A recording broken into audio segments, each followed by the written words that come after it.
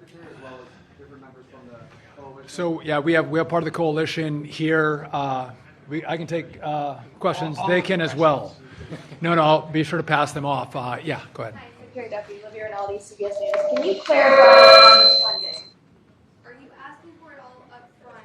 You say that you are. Is this part of Trump's big beautiful bill? Or is it standalone? Can you clarify? That's a great question. So I'm going to leave that to the Congress, right? How do they want to do this? They can take a look at the numbers and what they think it's going to cost. So listen, the House and the Senate, the committees of jurisdiction, have worked on this kind of infrastructure in the past. So I want them to come up with numbers. If they want to allow us to bid this out and get numbers from industry to do the project, that's fine. But again, whether it's part of the big beautiful bill or it comes in a different package, we do need all the money. And I think the Congress understands that the mistakes of the past truly have been these partial, tranches of money that come. You can't do it that way. This is too big of an undertaking to have to sign contracts and not have the money to execute. You don't have a bottom line figure right now of what this will cost. I'm giving it to Congress. What we did today was we laid out the plan. We laid out what is necessary to make this system great, which is you have to redo it all, simply put. So what's key on the timeline front is some people have said, and I heard the media say this is a 10-year project. This is a 15-year project. I take your point because when you look at the history, you would say this takes 10, 15 years. And by the way, nothing gets built in 10 or 15 years. It's never worked. So what we're doing is working with the FAA, which has a great team. We believe we can do this in 3 to 4 years. It's probably closer to 4 than it is to 3. But two things have to happen. One is we need the money, and two, we have to have permitting reform. And just to be clear on permitting reform, this can be challenging sometimes. If you're building a road, you're building a new building, that can be challenging. We're talking about laying fiber. So it's not the most invasive build that we're going to do, and I think the Congress, Democrats and Republicans, will see how important this is to the airspace, and I think they're going to join in the effort. Yeah. I can go for it.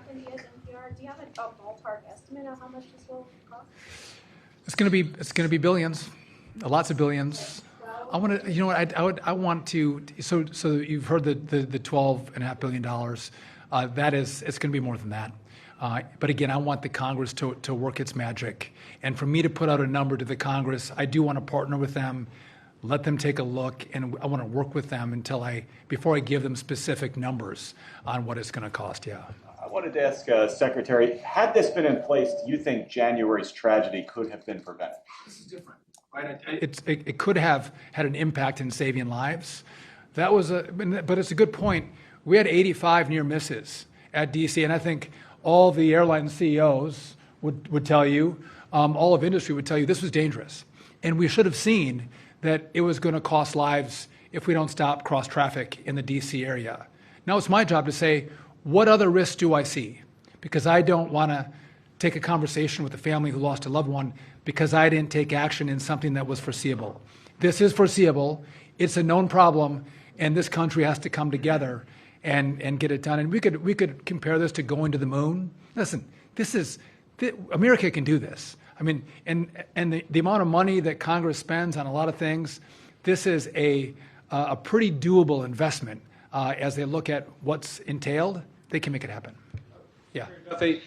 In the past, it's taken the FAA years to get things done, right? The NOTAM system will take at least 2.5 years to get done. The paper strips aren't going to get, slotted out until 2029. And next gen, we spent $14 billion over 15 years, and that's years behind. What's different this time? How are you going to ensure these reforms get done quickly and we don't repeat the mistakes of the past? So that's a great question, and I'm going to answer it with another question. You said NOTAM was going to be done when? September this year. September, but it was going to be done years from now. Administrator Rushlow and his team, we were like this, we saw that failing infrastructure, it's going to come this summer, right? It is going to be done this summer. And so you have people that are committed and have looked at the problems of the past and why builds haven't worked. And again, it comes from partial funding. Next gen, I would classify the problem as trying to build, again, you're trying to upload, iPhone software onto the flip phone. We were trying to think through that, and instead of realizing you're using the flip phone, the technology is too old for your thought process on next gen. You're 1 or 2 steps ahead of the technology you're currently using. So what we're doing is, truly, the FAA has talked to other countries around the world, looked at the systems that they use, and what we are proposing to build here will truly be the best in the world and the most advanced technology. Yeah. Oriana Politico. The president today said he wants one big, beautiful contract, and I don't know if that means one company or a handful to execute this. But wouldn't that create pitfalls across the system for the FAA, which already has multiple contracts, and the work that they're already doing to modernize the system? So with the FAA, we're working through current contracts and how we navigate, how we move forward. But a lot of the current providers are going to be part of what we're going to do.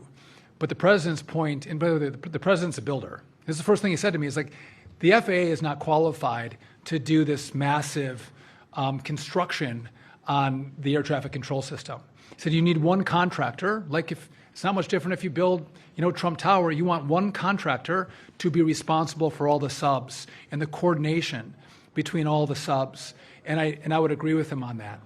I think what's going to be different here as well is oftentimes there's engagement at a very mid-level management for the FAA. We're going to deal with anyone who bids and gets contracts for this project. We are going to deal with them at the CEO level. I want CEOs to commit to delivering for this infrastructure. And I would just tell you that by doing that, we're going to have far more responsiveness. And just the FAA traditionally is put at the bottom of the work order list for companies. We are going to be put, I can't say we're going to be put ahead of the DoD, but right after the DoD, the FAA is going to be put. This is a national priority, and it's going to be a job one for a lot of the companies that engage with us. Yes. New York Times. How does this effort fit in with spending cuts across the federal government, including at the FAA? I know air traffic controllers haven't been cut, but adjacent jobs have been cut. At the FAA? No, not true. So we had probationary employees that we let go across the DOT. Many of them have come back, and so we have the capacity and the teams to do this project. But all critical safety positions across the DOT, including the FAA, have been walled off. They can't leave, right? We've actually hired more air traffic controllers. NATCA has been a great partner with us. We've been trying to surge air traffic controllers. And so we feel comfortable with the team that we have with money and clearing the deck on permitting. We'll be in a good space. And by the way, we're talking about efficiency. We want efficiency in government. And I don't know if you guys picked up on this. We spend $250 million to $400 million a year just in additional payments to telecom companies to service copper wires.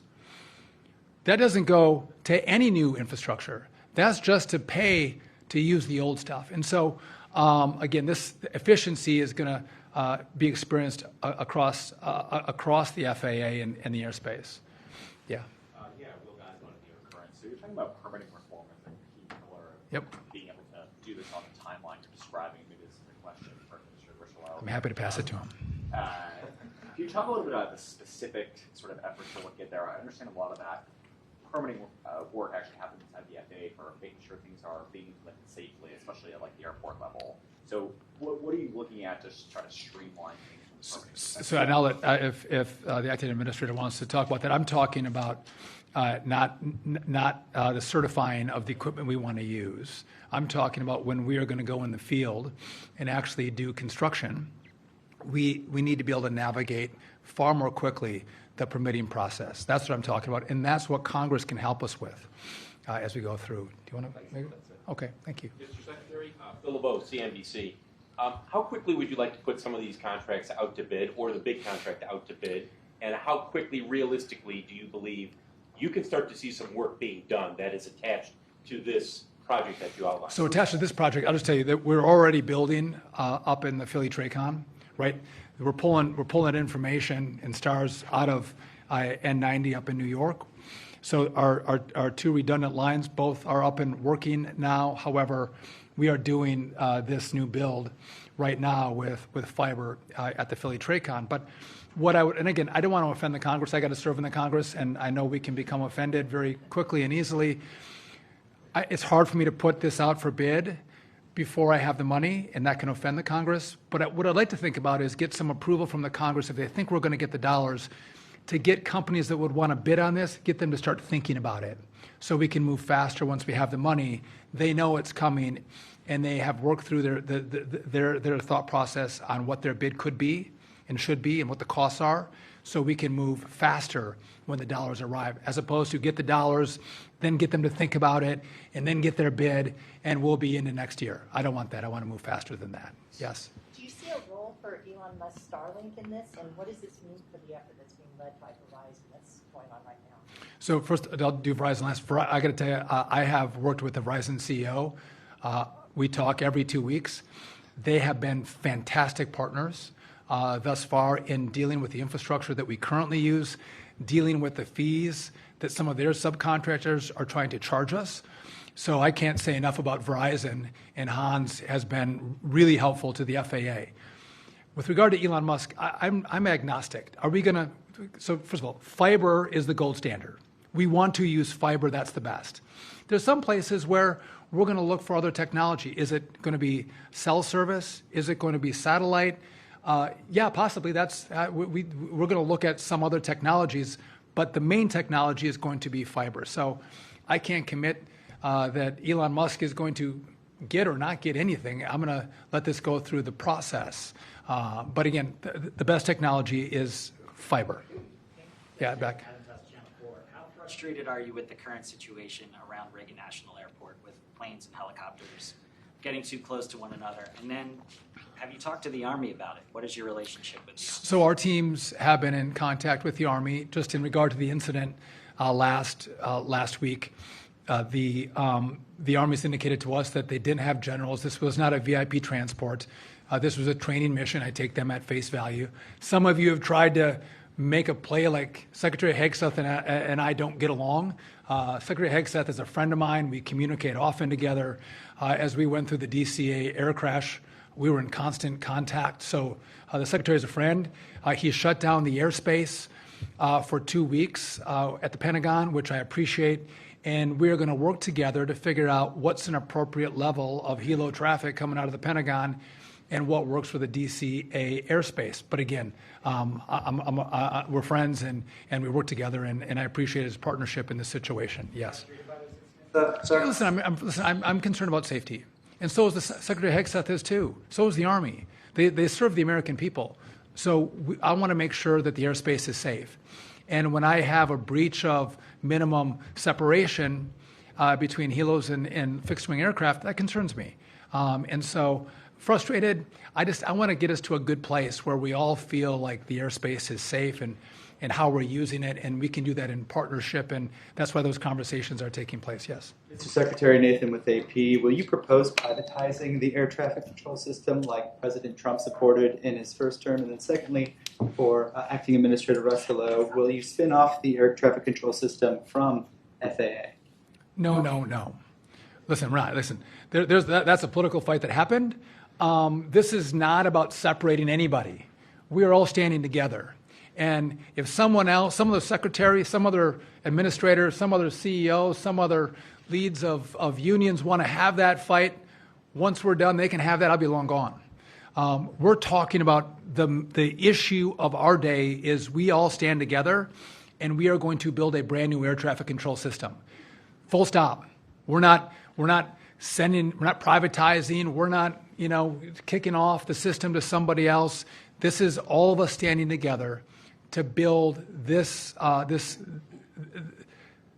critical infrastructure brand new. I'll do a couple more. Yes. Hi, I'm Chelsea Jones with News Nation. I want to piggyback on layoffs. If you guys want to ask these guys questions too, I'm happy to pass off the mic. I'm happy to do that. Word you mentioned efficiency.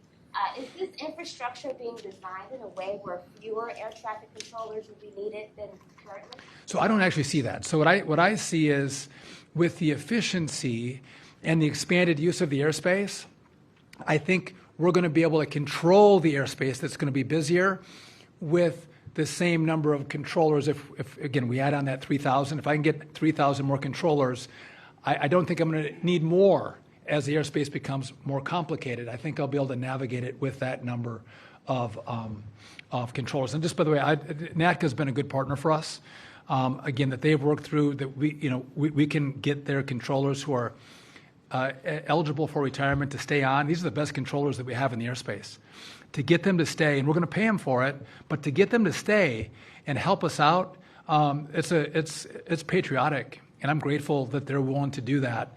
And again, we should pay them for it, but that's critical as we stand up new controllers through Oklahoma City. Yeah. So, Mr. Secretary, is there any effort to promote domestic manufacturing in terms of the infrastructure with this? It's probably better than relying on eBay, but I'm curious as to whether or not the reliance in other countries in terms of developing this infrastructure. So we have Buy American priorities within the administration, and I fully endorse and support Buy American, and I want to buy American. I also want to buy the best. And so I'm going to put those two things together as we look at, by the way, America does oftentimes produce the best equipment. So I don't think we're going to be hard-pressed to go outside the country. However, if someone is better than a U.S. manufacturer, that's something that we should consider, because I think the American people expect nothing less than the best. And if you're going to do this, you have to do it well. And again, it has to be so well that you can build on top of it. Listen, I want to thank this coalition, and it's been said numerous times that a coalition like this has never, ever been put together. This is the biggest lift, the biggest build that has ever happened in the history of the FAA. And it's so needed that even if we have some disagreements on certain parts, or we're having disagreements on some other issues, we are all standing together. And we are telling the American people that this is a priority, that we have to do it. And so, again, Nick has been fantastic. I told him, I'm not going to make that. I'm not going to make that joke. I was going to say, stand up, Nick. I don't wait. That was a joke. That's his joke. I stole his joke from him. So Nick has done a great job of building this coalition. And it wasn't hard. It wasn't hard in the sense that people want to participate, but wrangling everybody and putting the team together. He's been just a fantastic leader, and I want to thank him and everyone else who was part of this. And thank you all for coming out. God bless, and let's get this done.